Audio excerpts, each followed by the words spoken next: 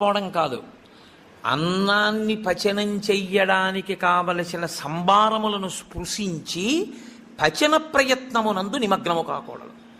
అంటే ఏకాదశి నాడు ఉపవాసం ఉండి ద్వాదశి నాడు కాకరకాయ పులుసు పెట్టి వండుకుందామా వేపుడు చేసుకుందామా అని ఆలోచించకూడదు. ద్వాదశి పారణ కోసం ఏకాదశి నాడు కాయగూరలు తరుక్కోకూడదు. ద్వాదశి నాటికి పనికొస్తుందని ఇవాళ పప్పు నానపోయకూడదు.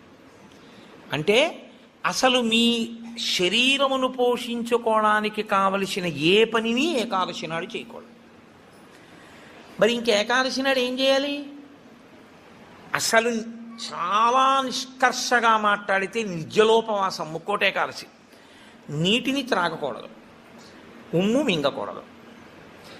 ఈ నిర్జలోపవాసం ఎందుకు చేయిస్తారో తెలుసా అండి? పిచ్చాడా, మనుష్యులలో 199 మంది తెలిసే వెళ్ళిపోతారు.